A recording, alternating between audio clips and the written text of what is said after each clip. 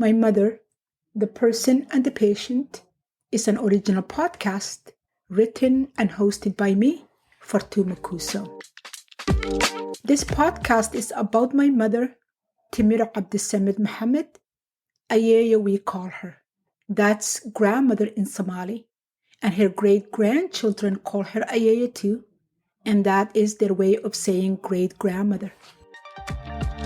Soon I realized what my mother was capable of doing and what she thought she was capable of doing were vastly different, and that presented new set of problems. For example, if we had clothes in the washer in the basement, my mother will get up and she'll say, I will go do the laundry. I will move the clothes from the washer into the dryer. That requires her to go down to the basement. So I'll tell her, Mom, don't worry about it. I'll go and do the laundry. And she'll say, no, why? I'm already up. I can go downstairs and do the laundry. She would not hold on to the railing. But if I stand there and insist and say over and over again, Mom, hold on to the railing, hold on to the railing, she will take the railing. And as soon as I stop talking, she would just let it go and keep going down. So clearly, she's just going to do it to shut me up. The challenges kept coming and being layered and layered and layered on top of each other. For example, we're sitting down for dinner and I say, Mom, here's dinner, eat. She say, I don't need to eat. I already ate. I'm not hungry. Mom, you didn't eat. This is dinner. Last time you ate was lunch. No, why are you telling me when to eat? I know when I'm hungry and I know I've eaten already. So I don't know why you're bothering me with this. So it was one challenge after another. And if we went to the mall, which I started to take her 2-3 times a week, she would just walk so fast. And I would tell her, Mom, slow down, you're going to fall. Because at some point I noticed as she's walking, her foot would kind of like sway before she put it down. So I'm always worried about her losing her balance and falling. But the physical limitation that came with Alzheimer's, she's not adjusting to it. So she refused to use a walker inside the house. She refused to hold on to the railing when she went up and down the stairs. She refused to take my hand if we were leaving the house or getting in and out of the car. She refused to slow down for me as we walked. It was a battle.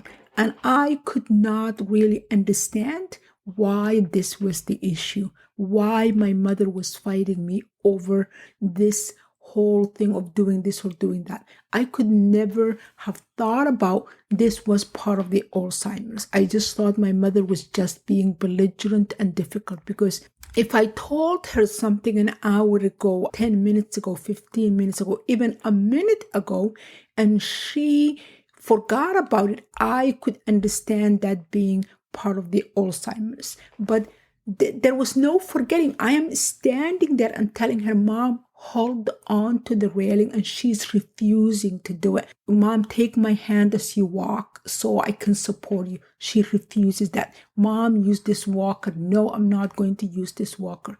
Mom, here is your medication. No, I don't need medication. I'm not sick. I'm not in pain. Mom, time to take a shower. I don't want to take a shower. Why are you telling me to take a shower? I just took a shower, just left the shower.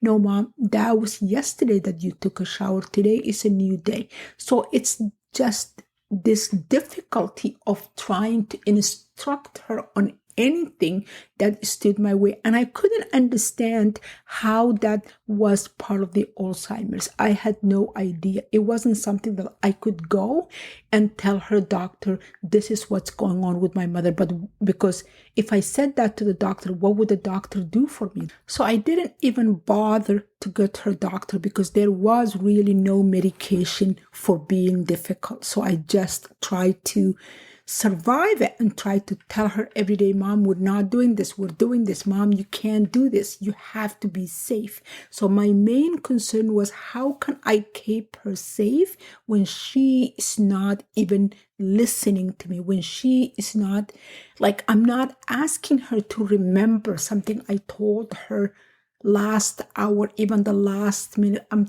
asking her to do what I'm telling her right that second. And she's looking at me and she's saying, I do not want to hold on to the railing because I don't need the support. When I can clearly see she needs the support. So how would I deal with that? That was one of the most frustrating part in dealing with my mother living with Alzheimer's. So that situation going on, one day my mother and I were in the car and we were driving this major road in the city where we live in. In that road, there is a stretch of homes that are older homes, wartime homes that are brick homes, red brick, and they're very small homes. So as we're driving there, my mother says, "Hey, that is the house where my cousin lived." And I said, "What house?" And she points to one of the homes. And I said, "What cousin?" And she tells me, "My cousin so-and-so lives in that house. Could we maybe stop by when we come back on our way home?" And I said, "Mom, your cousin lives in Somalia. This is Canada." And my mother looks at me with the utmost seriousness and she says, "Are you beginning to forget?" And I just died laughing. I started laughing so hard, I had to pull out of the road and stop the car on the side of the road until I was able to collect myself. I was laughing so hard. And my mother is looking at me and thinking, "What is wrong with you? Why are you laughing like this?" And after 5 minutes of laughing hysterically like that, I looked at my mother and I told her, "Yes, Mom, I am beginning to forget." And then I came home that afternoon and I started reading, putting on the search engine questions like, how do you deal with a parent living with Alzheimer's that's doing this, that's doing that? So I must have read at least 10 articles and watched the videos. And one message that all those articles and the videos I watched, one message they all agreed was, in order for you to have peace and support your loved one, you have to exist in their world. You cannot bring them back into your world and have that logic. They live in a different world. You have to go in there and live in that world with them. That's the only way you can achieve peace. If you try to bring them back to the world you're in, then you're not going to be able to do it. So that was the message I got. And then I made the decision that day that I am going to move into the world my mother lives in. And it hasn't been easy, and it's not easy even to this day. And I find myself so many times trying to correct my mother, trying to redirect her.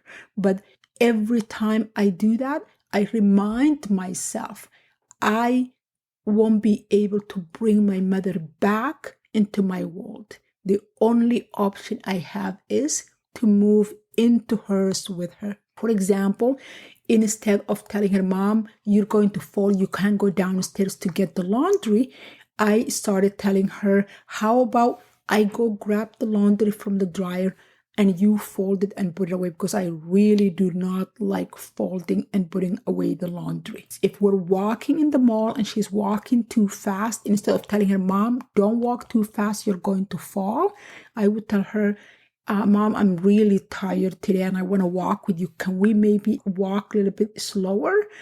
And that doesn't work all the time, but it does so much better than when I was telling her, "Mom, slow down, you're going to fall. Mom, hold on to the railing, you're going to fall. Mom, don't go to the basement, you're going to fall. Mom, eat your food because it's dinner time." Now I say, "Mom, do you want to eat now or you want to eat in half an hour? Do you want to eat the salad first or you want to eat the rice first?" So I kind of like work with her and give her an option. And sometimes she will say, "I don't want the rice," and she will just want to eat the salad, and I have to live with that. Sometimes she will say, "I want to have eggs for dinner," even though I had rice. As soon as I decided that I am not going to fight her, I found that has made all the difference. When you listen to how we arrived at my mother's diagnosis and what followed, it's so easy to see her just as the patient, to see her as nothing more than the disease that reduced her to shell of her old self. But I want also to tell you about my mother, the person, the fierce woman that told her stories unapologetically, celebrating the beautiful parts and harsh realities equally. I want to share with you the stories she told us about her life as a girl growing up in a small village, the tales that marked her adulthood. I want to share with you all her losses and the ultimate winnings. The following is one of those stories, reconstructed from my childhood memory. It was late afternoon the following Sunday when Timiro and her family arrived back in their village. The place that felt ordinary, backward, and limiting 4 months ago oozed comfort now. The hunger, exhaustion, and misery that filled them in the city melted away at the sight of their homestead. It must have rained non-stop for days because every inch of the village exuded the heavenly aroma of wet earth. The ground was covered with greenery, mainly unwanted growth in places where crops should have been planted at the beginning of the rainy season. But the lush beauty filled Timiro's eyes and soul with so much joy all the same.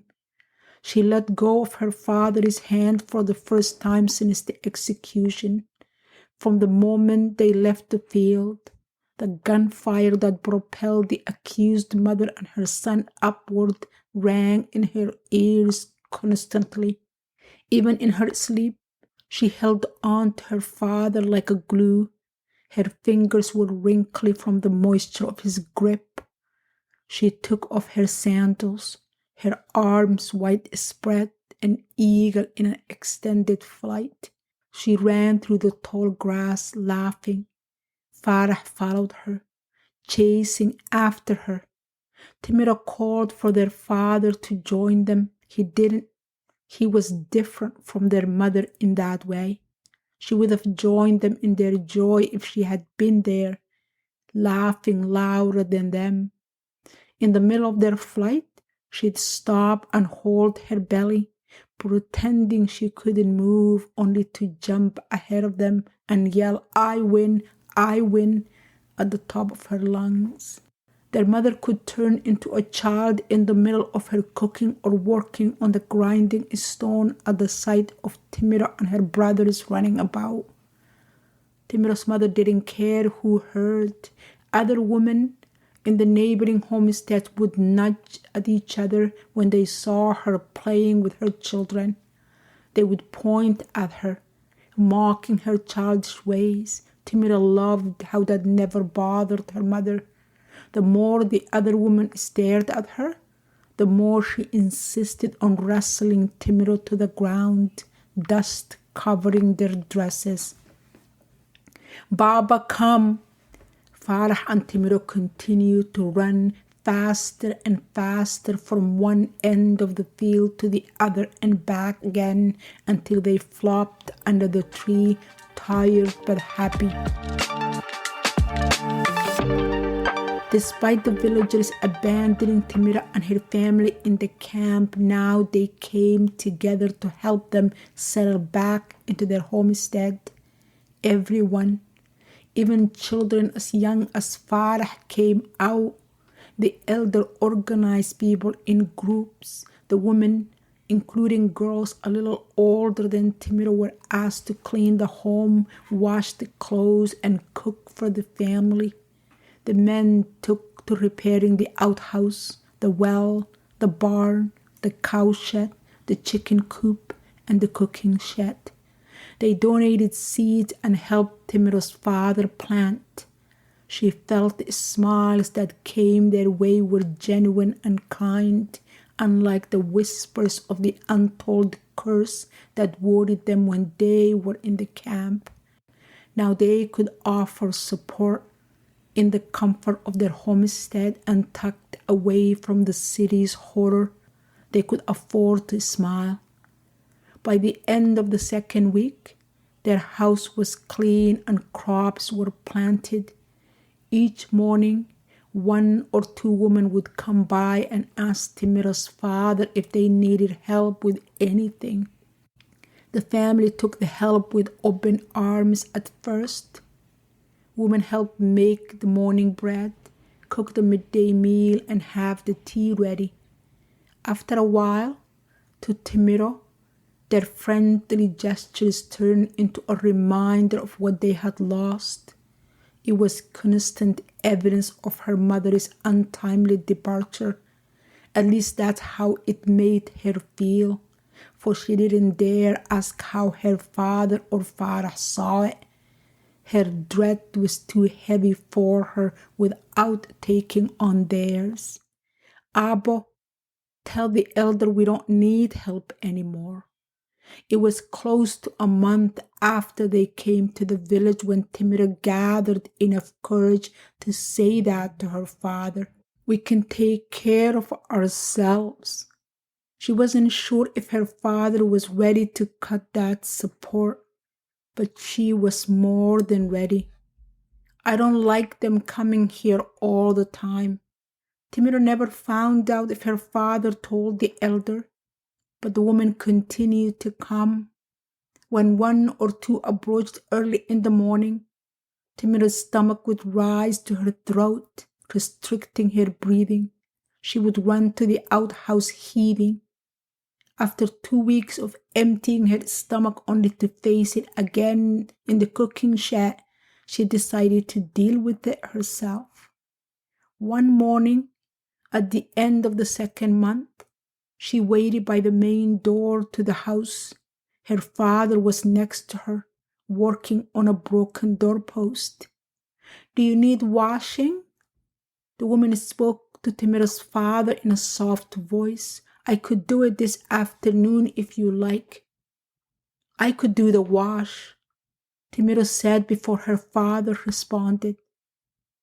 He didn't contradict her, which made Timiro happy even though she wasn't sure how her father felt about her action. I only need help braiding my hair later today, she said with a smile that announced victory. Timiro felt her mother standing next to her for the first time since she left them, encouraging her to stand her ground like she would have done in this situation. Thank you for all your help these past weeks, Timiro added. The woman turned to Timiro's father with raised eyebrows.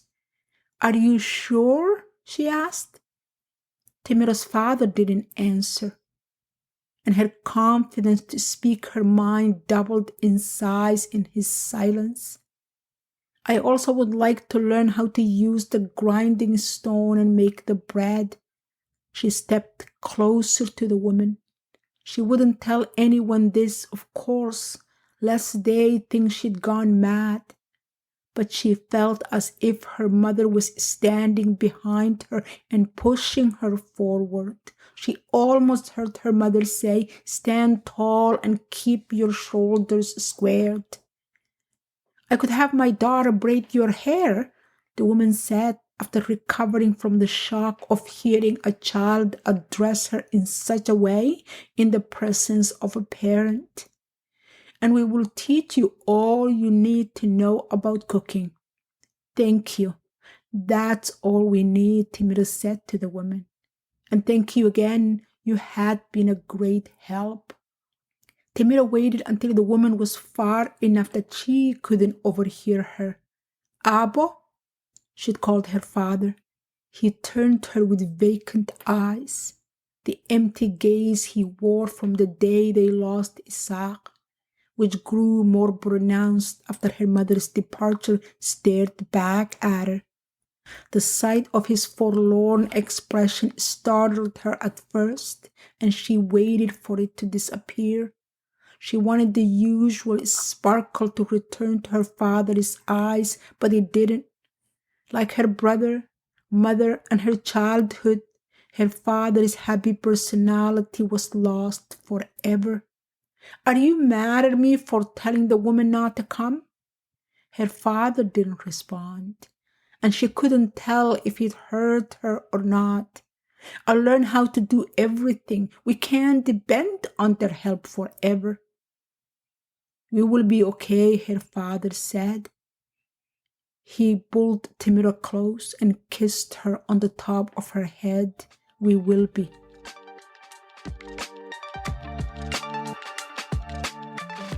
The woman stopped coming. Instead, Timiro went to their homes, visiting their cooking sheds to learn things her mother didn't bother to teach her. No one seemed to have an issue with her determination to be the caretaker of her family. The villagers praised her for taking the loss in stride and helping her father. Your poor father, the woman assigned to teach her how to use the stone grinder for the morning bread said mournfully. To be left alone with two little ones without a wife. I'm not a little one. Timiro sat up straight to show her size. I am a grown woman of 12. And in need of a mother more than your brother, the woman said. It was true. Timiro missed her mother so much. But she didn't think she needed her more than her brother. He's the youngest. Every girl needs her mother to teach her how to manage a home and raise a family, how to be a wife. I don't want to be a wife. The gall of pain in the pit of her stomach, a reminder of her mother's betrayal in leaving when she did, opened with such remarks. In the darkest of nights, all Timiro wanted was to hear her mother's childish giggle one more time. I don't blame you. The woman adjusted her seat on the stool and poured a handful of grain into the opening of the grinding stone. With your mother's action, you might as well not be a wife. In all the comment from this woman and all the others, there was this underlying message that her mother had done such a despicable act for not raising her right and leaving when she done. And your poor father, another woman visiting the first one, added, how is he to find a wife now? Timiro resented her mother for abandoning her, but she never thought about the depth of her father's loss before she'd heard that comment. In her child's mind, she hadn't seen them as a husband and a wife, but as her parents. Two people who were put on this earth to take care of her, only to face the reality that one of those people quit at the beginning of this horrible game called life. He is stuck, I tell you, the woman continued. Perhaps she confused Timiro's darkening expression as one needing more explanation. 2 children and only few heads of cattle on a parcel of land. What would a new wife get? The woman presented Timiro with a new problem. She wished she could shut this woman up. Of course she couldn't say that to her. In the village, talking back to your elders was a crime. Timiro busied herself with the motion of the grinding stone as it went in a perpetual circle. He'll have to remain unattached. The woman walked over to Timiro and rested her hand on her shoulder. At least he has you to help. Her tone was softer now. You're doing more than your mother did. The woman's praise at the beginning of that sentence was lost by the end. My mother is not here. Timiro looked up at the woman in defense of her mother, even though she agreed with her. Deep down, she knew her mother abandoned them, but she wasn't going to tell that to this woman. You shouldn't speak ill of the dead. Timiro held the woman's gaze for a long moment. You don't suppose I want to hear how bad my mother was? How she'd abandoned her family in the middle of the crisis? Her untimely departure when we needed her the most? By the time she finished speaking, Timiro was standing up, her face only inches away from the woman's. All the anger and resentment she'd held for all the underhanded comments against her mother since her leaving came in one wave. She is my mother, no matter her flaws.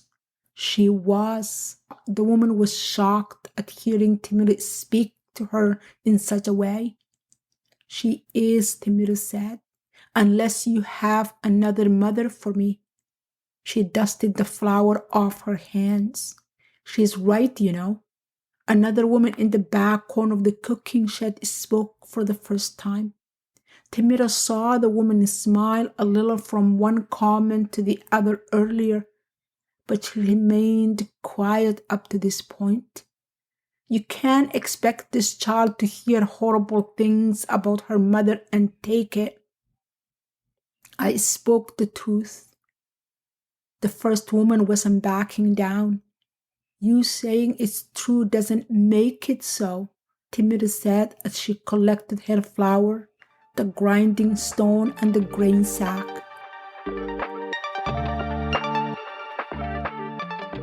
I heard you spoke your mind today, Timiro's father said to her that afternoon when he came home from working the field. Timiro expected him to chastise her for talking back to adults. He didn't. Everyone is talking about how big your mouth is, like your mother. He smiled for the first time in months, as if his wife's memory gave him joy. Elsie's son overheard you and came and told me. The news about the ungrateful, loudmouth child must have traveled fast. Are you mad at me? Timiro paid close attention to her father's expression. I'm not going back to their homes. We'll eat the mess until I learn by doing. You have so much of your mother in you. Her father laughed, loud and full laughter that warmed Timiro all over. The usual sparkle flashed across his face for the first time since the loss. You certainly are your mother's daughter. Timiro joined him in laughter. My Mother, the Person and the Patient can be found in all your podcast streaming apps, or head to my website, fortumakuso.com, to listen to the entire season. Please do not forget to listen, like, share, and follow. And join me next week as I share with you another episode of my mother's journey as both the person and the patient. Thank you.